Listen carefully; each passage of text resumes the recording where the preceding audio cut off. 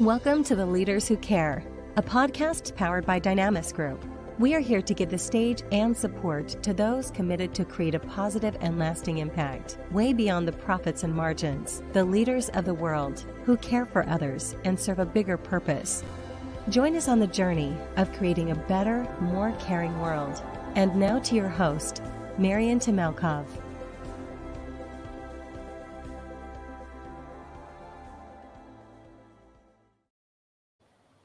Welcome, everyone. I'm super excited for today's episode. We have an amazing guest today. Anna Gissler is a CEO of Invest Stockholm, a mom of three, and a caring leader above all. And she's joining us today from her home.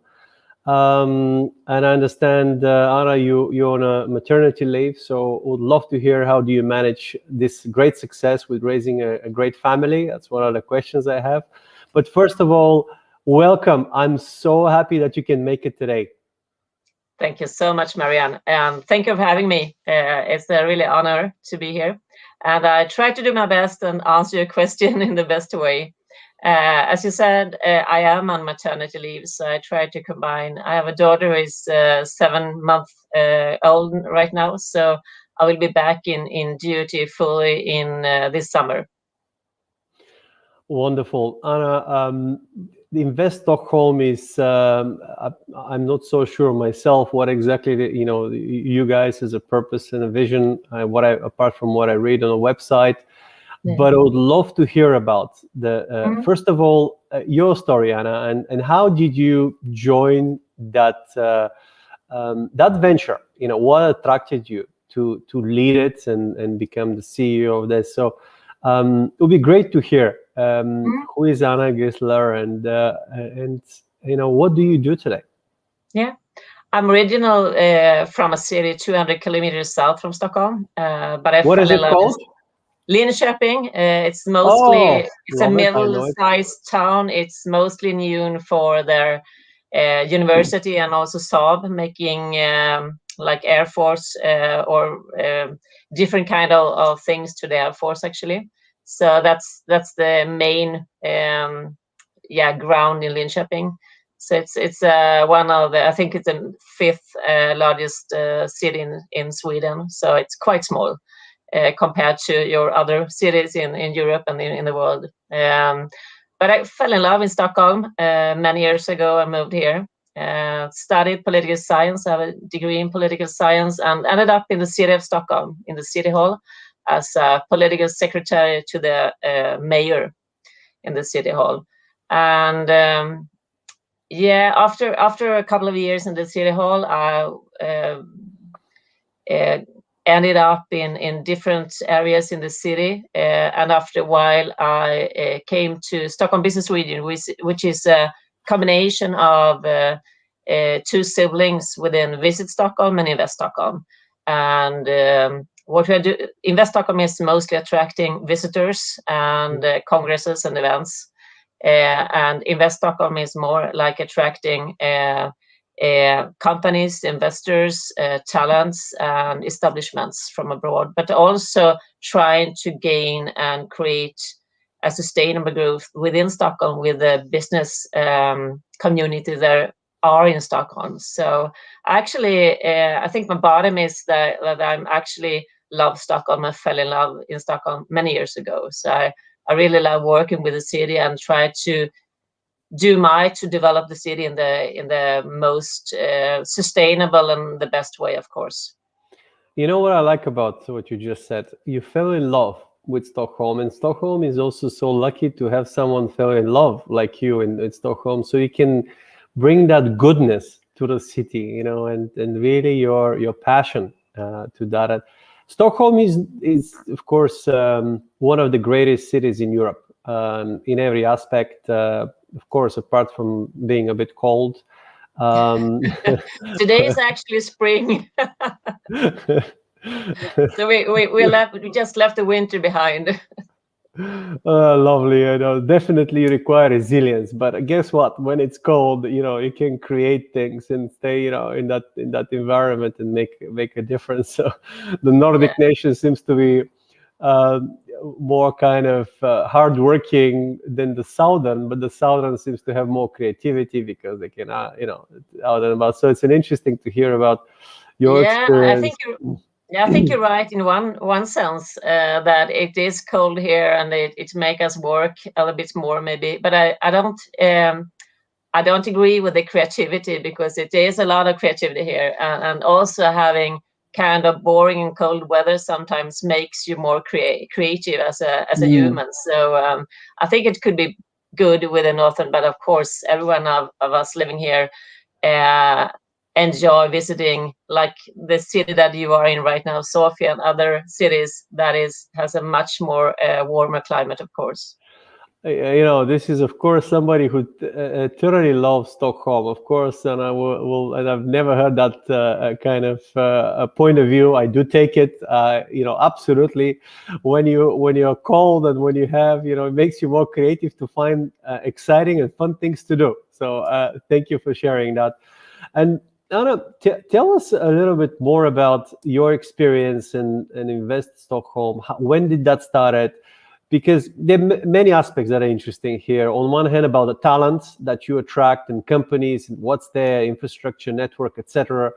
But also for other cities that may be interested to kind of really learn from your experience and best practices of what you guys created, to attract it. Stockholm is known as um, to be a host, or let's say a place of number of unicorns and increasing number of unicorns and Yeah. successful companies. Yeah, it actually started many years ago.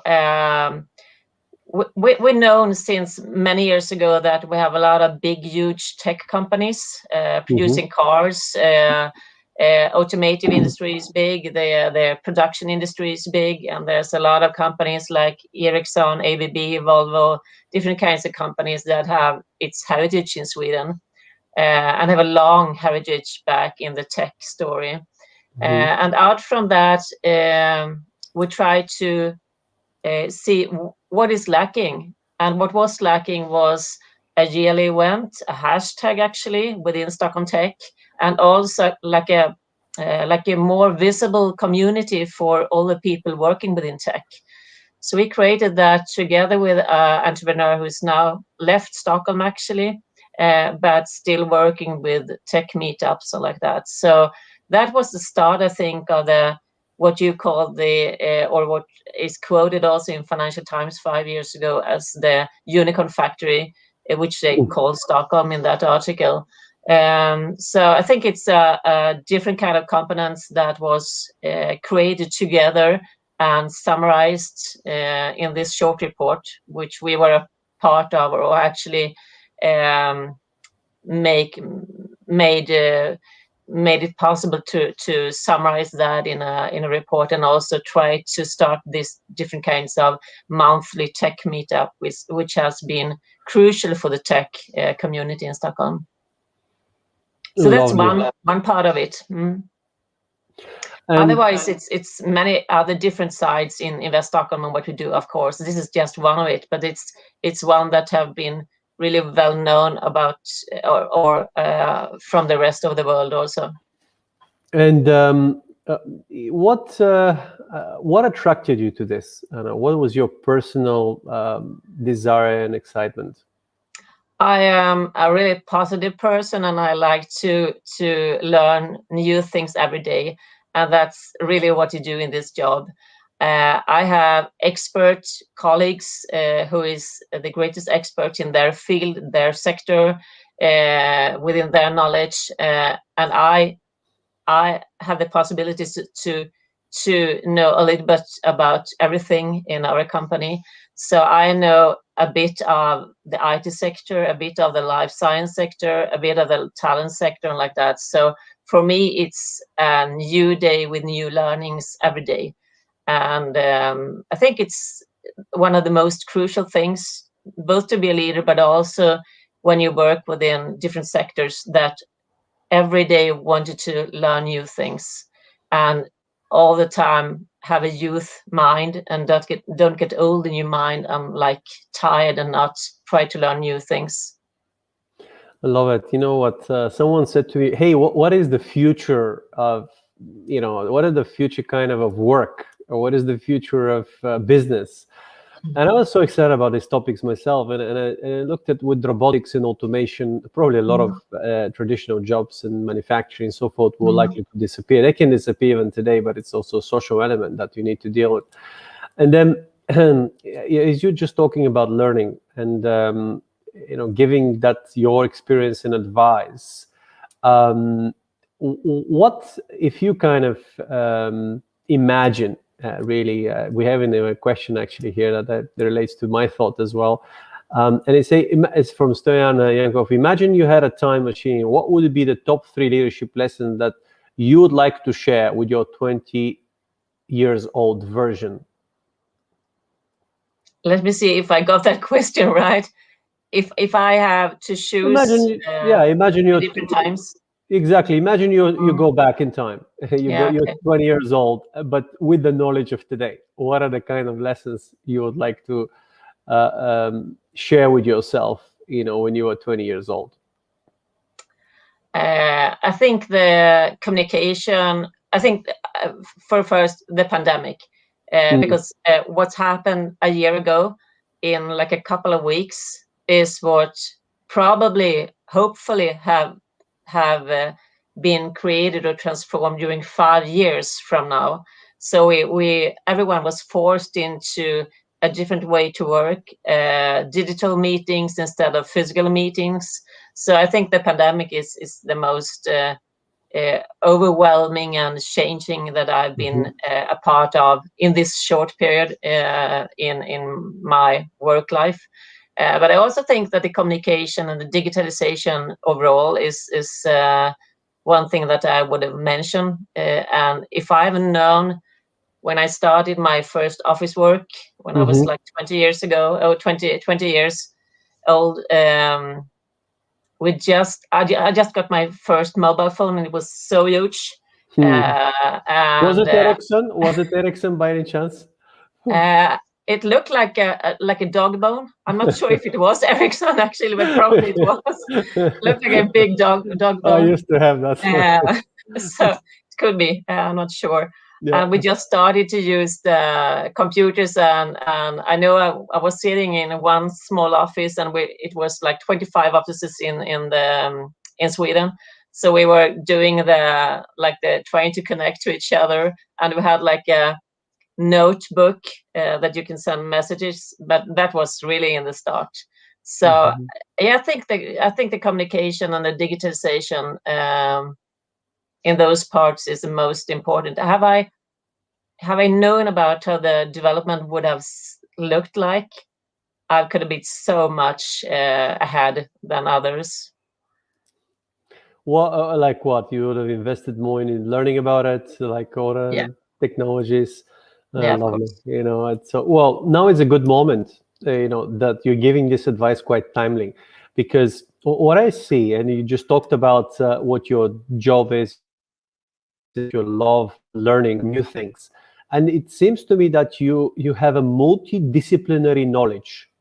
Yeah, I think so. Only on the surface, of course. I have not that deep as the experts at Invest Stockholm, which are great and excellent in everything they do. And most of them have worked many years within their fields. But I think I have a quite broad knowledge, at least. And I think that's the future. It is not enough to be expert in one field. It's great to be expert in one field that you deeply desire, but also it's good to have knowledge of other things, especially with digitalization and automation, because it's not enough to be a good coder. You need to communicate well with people. And it's not about only the words, but how you make them feel. That's what the people remember. And it's not enough also to, just be a good communicator with people. You got to understand about business, about finance, about money. There's a lot of things that obviously makes a difference. So that is great to hear that continuous improvement and learning is one thing that you do on a daily basis, and that discovery of new things and developing that multidisciplinary knowledge. It seems like a really great one.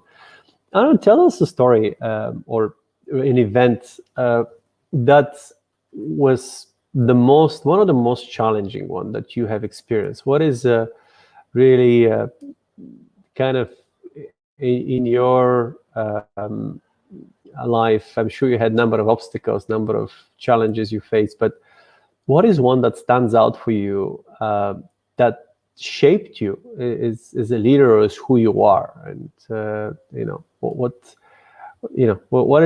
did you learn from that experience? That is a really tricky question, I think. But I think you are shaped out of many different things, of course. And I think I'm in the bottom or in my starting. I think my upgoing has shaped me as the person I came into as a leader also. But of course, I've been so careful with not losing myself, and I think that's so crucial. Even if you are a leader or a manager for a small group of people or a large amount of people, I think it's the most important is not to lose yourself, to be safe in your values. And my core values is very much about trust and also about respect. I think if you I hope if you talk to my colleagues that they will say that I get a lot of trust from Anna, and I got a lot of freedom, and but she also requires respect, because if I give you a lot of freedom and also a lot of trust, I will be there for you. I will of course boost you and be there for you all the time, no matter what happens. But I also need the respect back, and I can feel challenging sometimes is when you don't feel that you get the respect back, and when you're not feeling that you're actually a team, because I'm very much a team player, and I need to feel that we are a team together and we are helping each other. And of course, when you can see that you're given a lot of trust to a person and you can't feel the respect of the team carrying of a team together back, that's a challenge, of course. And that's also it could be I sometimes the few times it happened, I think of, could this be a person that is not mature enough, a little bit unsafe in her or him's values or like self-esteem. So is that why you can't really get the respect back, or what is the problem? But of course, it's difficult to see how people develop after getting a really huge amount of responsibility, maybe a new role in the organization. So even though I think I'm a kind of good person to analyze and see how people are and hopefully realize how they will develop, and how I can help in that way also. Sometimes it ended up in a total different way. I love what you just said. It's very interesting. The first time I hear it in this way, not to lose myself. That is so important if you think about it. And what does it mean not to lose yourself? It means that I will always continue to be the happy and positive person. I'm a very social person, like to be around with people, like to learn new things. People might think, oh, she's very kind, because I'm very kind, but never think that means that I'm weak, because I'm really strong. So kindness isn't a weakness. It's for me, it is me, but I'm in the bottom is really strong also. Love it. Which brings me actually to, how do you view the care culture? How do How do you Do view yeah.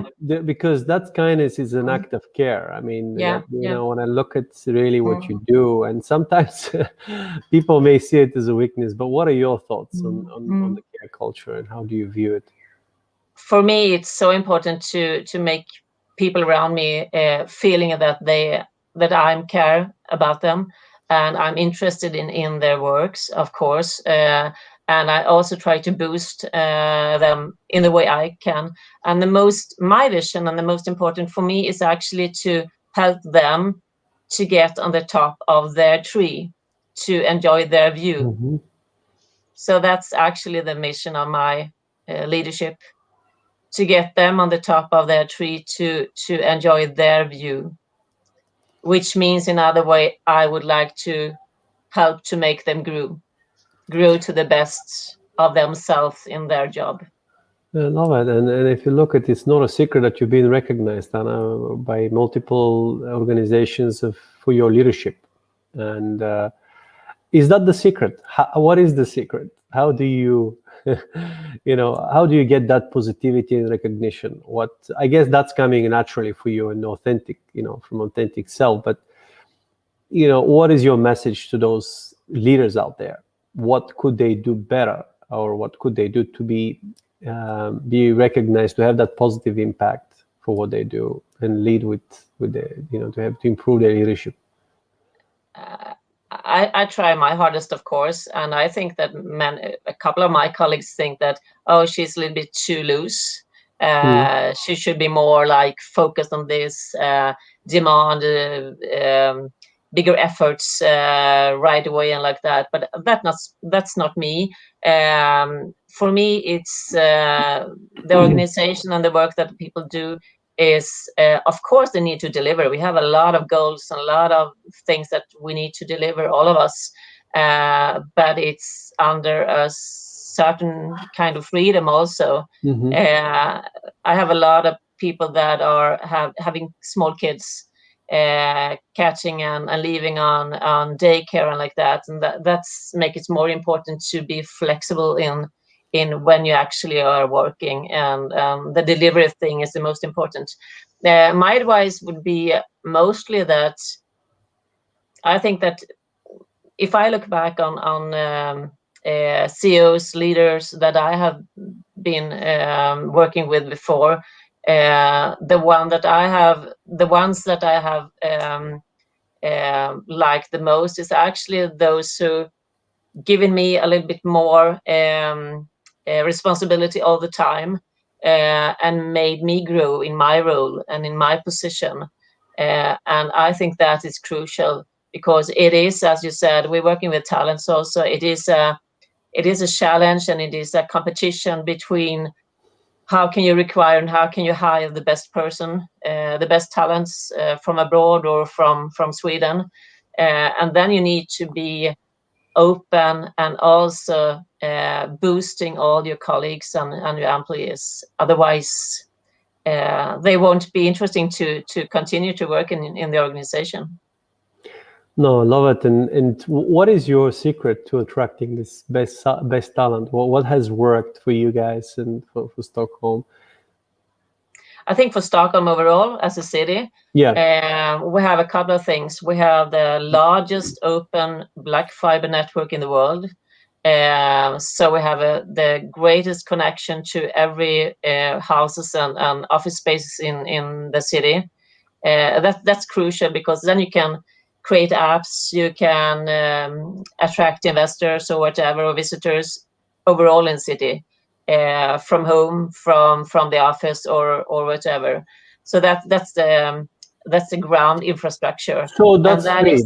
Basically, it's free for everyone. Is that right? It's not free, but it's a low amount if you compare to other European capitals, and it's so fast and so strong. So that's the biggest difference. Well, awesome. Okay. I'm sure it's not only the infrastructure, there are many other things, but no, but the city actually decided that, and it was like 1994, that this is crucial for creating a really fast growing entrepreneurial kind of environment to sit where you want to create apps and like that. So it was actually a really important and maybe the most important decision in the city, like from 1994 and to now. What else? As a city, Stockholm is kind of safe. Most areas is really safe, and when I talk to talents moving here, they said that, oh, it's so wonderful because I can walk everywhere in the city.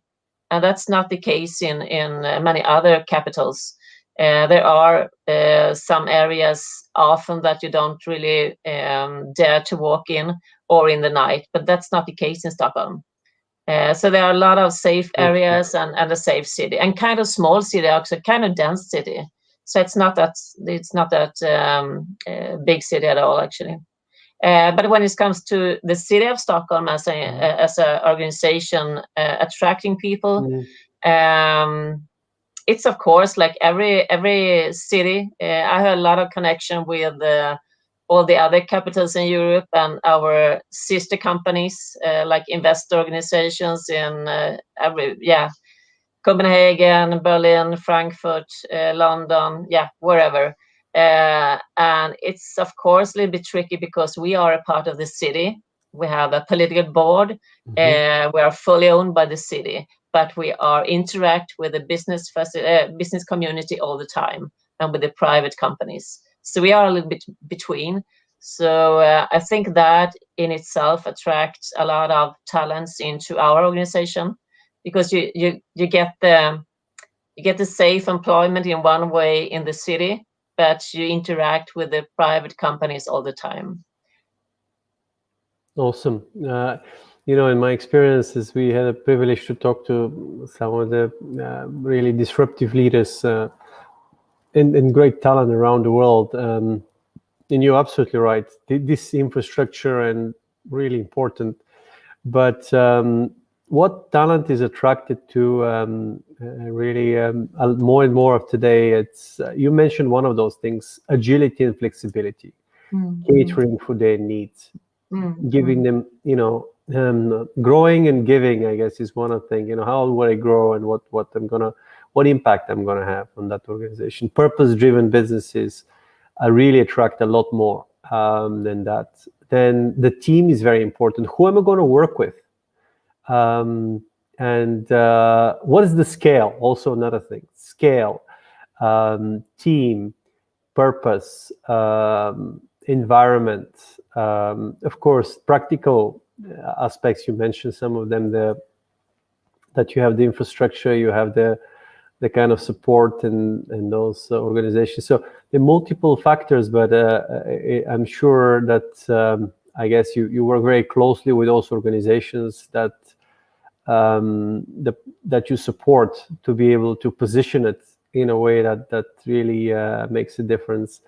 And I guess that's a great lesson, for us, for organizations or cities in the world, that they need to work more closely with the actual business, what you do. It's I guess one of the key differences. Absolutely, you're right. We work closely with a lot of tech communities, tech hubs. We have been a part in actually creating the tech hubs. So we have a lot of co-working spaces that we have been trying to help meeting the real estate company to get a venue to start the co-working spaces at. So we have been trying, and we also work with the female tech community. It's a couple of years ago since we said that or pointed out that Stockholm is a woman's place. Yeah. I hope you accept men as well. Everyone is welcome, of course, but it's more like it's a good place for women to actually fulfill their dreams, combine like I've done, getting a couple of kids, but also work hard. And with the work-life balance, which I also think that is one of the drivers for talents moving here. We used to say that you have 8 hours of work, 8 hours of sleep, and 8 hours of free time. That might not be the right thing every time, but it's more like that than in other countries maybe. It sounds very appealing, Anna, what you're describing, especially the free time, because that's one of the things that we lack is the free time, and Yeah. I guess and this comes to about leadership as well, because leadership is critical in attracting this talent, and as you mentioned, more women into that, because they want more free time, and they want to raise a family. And that's what would you say, what kind of leadership is required, or what's the future of leadership, rather? I think it's what happened now in the pandemic, and what will be the case in the post-pandemic, a couple of months ahead maybe, is that we will, instead of being in the office, we'll work out from like a hybrid. We will work a couple of days from home, a couple of days from the office, for those who have the possibility to do that. And I think that will both create a kind of 15 minutes cities that will gain the middle-sized capitals more and more, because you've seen this during the pandemic, that the stores and the restaurants and the services that are gaining from this is actually the local ones who are 10-15 minutes away from all the people that are living in the area. So the city centers is the space in the cities that are actually getting the hardest time after the pandemic also, because in Stockholm you don't have many inhabitants actually living in the city center. It's more a little bit out from the city center. And I think combined with that you will work as a hybrid, couple of days from home, couple of days from the office, will encourage and also force the leadership to be even more flexible, because you can't overwatch if people are actually sitting working or not. Are they at the computer or not? Because there are different ways to work, and you don't need to be online all the time. You can sit riding or thinking, out walking, for example. So I think you will see, and you will need an even more flexible leadership. And I think that's the future of the leadership, of the successful leadership. Love it, which requires trust. So it's very important to build a trust, so you can trust the people to work from home, but also be productive. But as you say, the hybrid model, having that sense of, it's not just one or the other. I think that having that ability and help to come in and miss that kind of colleagues, but at the same time, you can actually spend time in where you are, which is a great way to actually decentralize the one spot in the country only. You can actually involve a lot of the hubs that are within up to an hour, I guess, of the city, and that can spread around and also improve the quality of lives of people. Scandinavia, obviously, it's often in European terms as obviously a proud European, and I love Europe and the world, but I think Europe has a lot of lessons to share after 2 world wars to the world. We refer to Scandinavia, but we know Scandinavia is not one nation or country, even though we kind of group you that way often. And I know you're very different to Norwegians, to Finnish, to obviously to Danish in that sense. And Scandinavia is a very special place. What could other cultures and countries learn from the Nordics when it comes down to doing business? I think Stockholm is the biggest capital in Scandinavia, just to make sure. To make sure you got that right, of course. Okay. No, but I think we have been working with the DNA of Stockholm. And when I say DNA, it's something that is there and has been for all the history.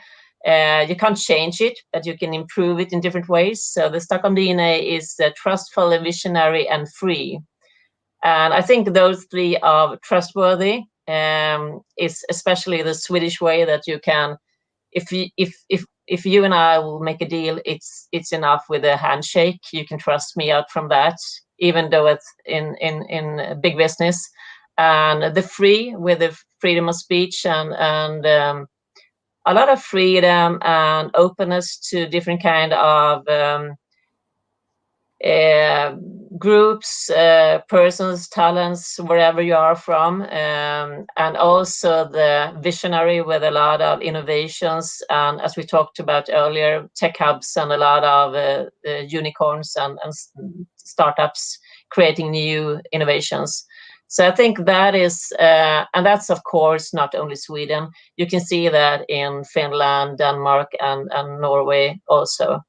So I think that if you look at scores, so different rankings, Sweden is on top of one, Norway another, Copenhagen another, and Helsinki another. So I think we, in some way, when it comes to the nature, in some way, life and work balance also, I think, and a lot of tech infrastructure, of course, and sustainability.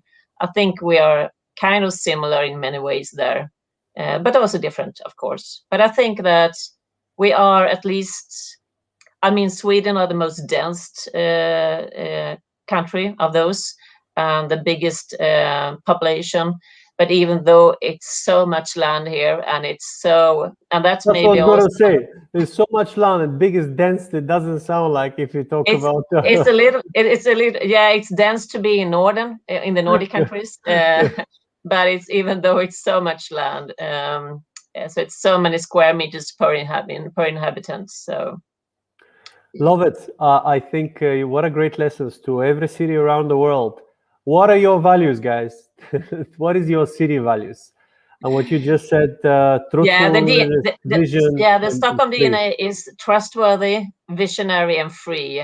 And that is something that we worked with for, I think it was actually a couple of years, to realize that, yeah, this is actually what we can see has been the most clear driver from historical and on to now and further on. So that is actually what you get in the what do you say, in the city when you arrive here as a talent or as an investor or establishing something. So that is a lot of the historical issues and the Stockholm DNA. And you know what? That's so true. Every city has some sort of energy into it, and I love the energy and the values of Stockholm. In your experience with dealing with other cities around Europe, do they also have a clear, defined DNA from your experience, or? I haven't. I meet my counterparts a couple of times a year. Now during the last year, it has been mostly digital, but otherwise we actually meet and exchange a lot of knowledge and facts and cooperate in a lot of ways. Actually, I haven't. I think we are the first city or capital to actually define it as the Stockholm DNA. But when I've been talking about the Stockholm DNA, the other cities also said, yeah, we also have a little bit of that, but we haven't defined it in this kind of you know system. What? That's an innovation. Why don't you? We'll support you with whatever you need, but we want to inspire more European cities to define their DNA. To be clear, because that attracts talent, that attracts companies, that attract. Be clear and focus on what the truth of what you really are, because that there's nothing better than being authentic. And I'm sure with Stockholm DNA, you can inspire many other cities to actually do that, because I believe, I mean, I've committed, before Corona, to travel across Europe, typically, for 40 days, visit 10 countries, learn about the cultures. There's so much value in each one of those countries. But often the companies I see in startups and businesses, they lack that scalability, that network.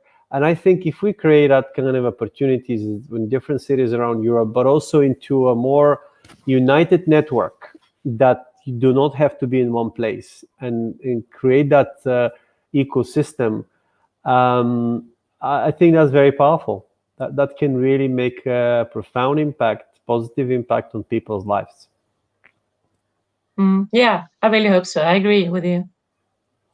Well, I wish you, of course, a lot of great endeavor and success in inspiring other cities and helping them in their endeavor as well.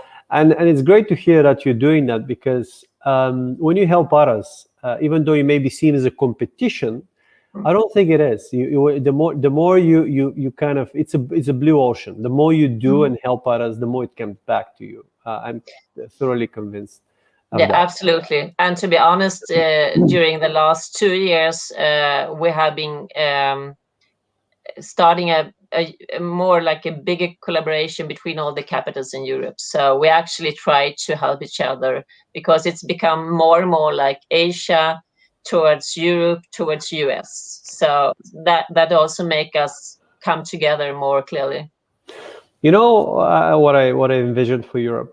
I believe Europe. Well, for me, is one of the best place in the world first, but second, and they're no disrespect to many other places, but Europe is so diverse in terms of countries and cultures. Yet that can be a great asset, but also a great sometimes disadvantage if we don't use it right.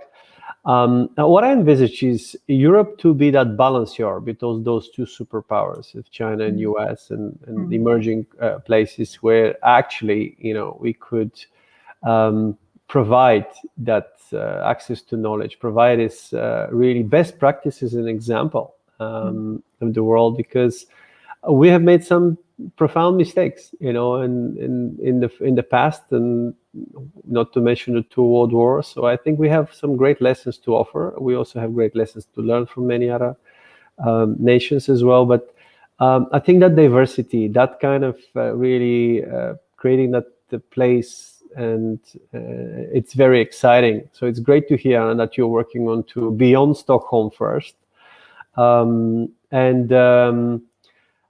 more importantly, when you look at the kind of your position today and what you are doing, you've done so much, and you obviously seen a lot of different ventures and businesses. But on a personal level, to bring it out to you, what excites you these days? What gives you energy? Apart from your 7 months old daughter that you mentioned. even my 2 boys also give me energy. Absolutely. No, I'm actually easy in that way. Music, learning new things, and dancing is the things that are actually giving most energy. What do you dance? No, nothing specially. I just like music and like moving around. Yeah. Oh, I love it. Well, you know what? There we go, guys. Encourage. I think, dancing actually gives you both the exercise and the good mood. Yeah, so that's right. So if people haven't done it or tried, you don't have to be a professional dancer. Just do it in that sense. Yeah, absolutely. Great. No, but music, dancing, and being around positive people, great people who are giving me a lot of energy and a lot of new knowledge also. That is mostly what gives me energy. And look, final question here. When it comes down to your vision and future, what is your vision for a brighter future? What do you see? What do you wish? What do you hope for? Both in short term, but also mid to long term. I think what the pandemic has done is that we have in one way developed our thinking in more sustainable way and more tech-savvy way also, and the Stockholmers have always been early adopters within tech. So I think that we are, and now all the world is like approaching to a tech-savvy community more or less. But I think this pandemic journey has got us to realize that it is not that hard to be sustainable in the shorter term, and I've been like you, I've been traveling around a lot, and of course we have, in the same time that we are traveling, working with new long distance flights to Stockholm to be an attractive place for both companies and talents and investments. We also are working with sustainability within connectivity, of course. So I think that what these have done with all the lack of business trips and leisure trips, is that it has pushed the air community or the airports and the cities and also countries to develop more sustainable electric airplanes and like that. So I think all the development in the sustainability issues has coming so much forward than it should maybe have done if we didn't get into a pandemic. So that is a bright way. I think that we won't stop fly, but we will consider more like if we have done 4 flights a year private before, we maybe go down to 2. We might not go to the mega cities. We might go to the smaller cities or especially to a field in like hiking or whatever, what we are interested in. So I think the sustainable issues has strengthened actually during the pandemic, and that's good, of course. Then I can see in everything from Clubhouse to other apps that are approving and creates a lot of people getting in there, that we need to listen to each other, see each other, and we miss like being face to face. So that's of course a journey and a hard journey, where we in Sweden is lucky we haven't have any lockdown, which many other cities have. But even though we miss meeting each other. I love it. You're absolutely right. Maybe what has happened to us brought us a lot of, saved us for something bigger, and give us really that perspective, because the Earth has kind of taken a break, in a way, and that's been seen from space and seen from clean air and studies. And also there's a lot of goodness coming out of this. When it's such loss and occurs, the world balances itself out by bringing a lot of good innovations, disruption, and sustainability is one of them. If we don't take care of this carbon footprint and 3-degree temperature increase in the next 10 to 15 years, we may not be able to build rockets to go to Mars. So it's important to really do that. And you're absolutely right. I see a lot of positives coming out. There's a lot of hope, guys. Stick around, find a way to really renew your spirits, and hopefully you can not only all take our physical masks, but also our imaginary masks, and live passionate lives, the lives that we want to, in that sense. I sincerely thank you, Anna, that you made a time to be part of the Leaders Who Care podcast today.